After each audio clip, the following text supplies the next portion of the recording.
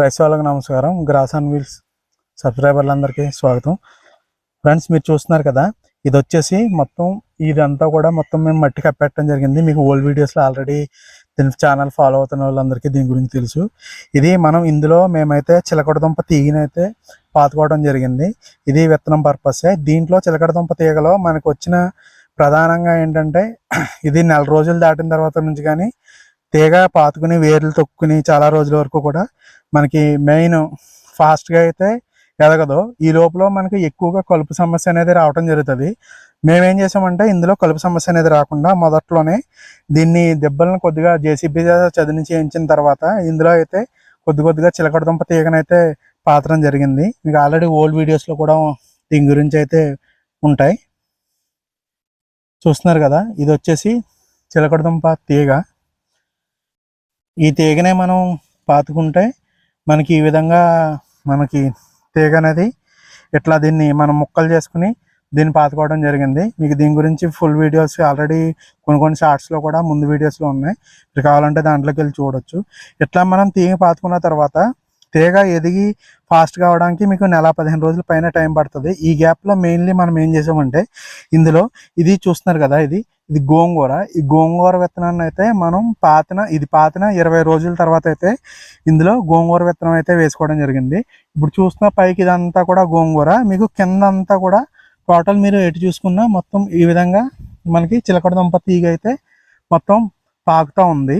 ఈ గోంగూర ఏంటంటే మనం ఇంకొక 10 రోజుల్లో గోంగూరను మొత్తం జాగ్రత్తగా చిలకడదుంప తీగ పాడవకుండా గోంగూరను అంతటినీ కూడా మనం అయితే లాగేస్తాం. గోంగూర లాగేసిన తర్వాత ఈ తీగ మనకి ఆల్రెడీ 2 నెలల దగ్గరలోకి వచ్చింది. ఇప్పుడు ఈ తీగ అనేది మనం గోంగూర మొత్తం లాగేసి ఈ తీగ అనేది బాగా డెవలప్ అయితే మనకి కలుపు అనేది మెయిన్గా రాదు. లేదంటే మనం దీంతో కలుపుతోటి మనం ఎక్కువ మనం ఇబ్బంది అయితే పడి మనం ఇదంతా కూడా ప్రకృతి సిద్ధంగా ప్రకృతి వ్యవసాయంలోనే చేయడం జరుగుతుంది.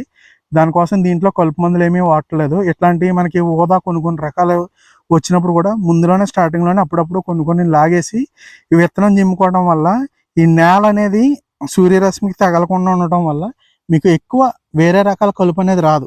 ఇప్పుడు చూస్తుంటే మనకి అక్కడక్కడ మాత్రమే కలుపు అనేది ఉంది. అదే మీరు ఈ పక్కకు చూసుకుంటే ఇది చూసారు కదా, ఇక్కడ జల్లగడ్డి పారాగ్రాస్ అంటారు. అదేవిధంగా కింద వేరే రకాల కలుపులన్నీ రావడం జరిగింది.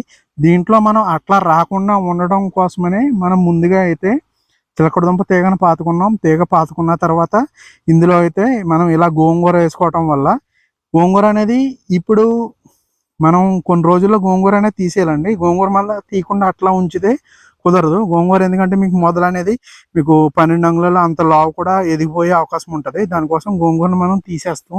గోంగూర మొత్తం మనం ఆకుకూరలకు బయట వేరే వాళ్ళు ఎవరొకరికి ఇచ్చేయడం జరుగుతుంది. ఈ చిలకడదుంప అయితే మనకి విత్తనం కోసం అయితే ఈ విధంగా మొత్తం రెడీ చేసి ఉంచుకోవడం జరుగుతుంది. దీంట్లో దుంప కూడా మనకి తయారయ్యే అవకాశం అయితే ఉంటుంది. మనకి ఈ లోపల ఆర్డర్స్ వచ్చి దాన్ని బట్టి దాన్ని బట్టి దాని మీద అయితే దుంప ఊరడం అనేది ఆధారపడి ఉంటుంది. చూస్తున్నారు కదా, వీటికి కింద ఏర్లు చూడండి. ఇవి మనం దీన్ని ఈ విధంగా మనం లాగి బ్యాగ్లలో అయితే ప్యాక్ చేసి అయితే మనం చిలకడదుంప తీగ ఈ మధ్యకాలంలో చాలామంది వాడుతున్నారు.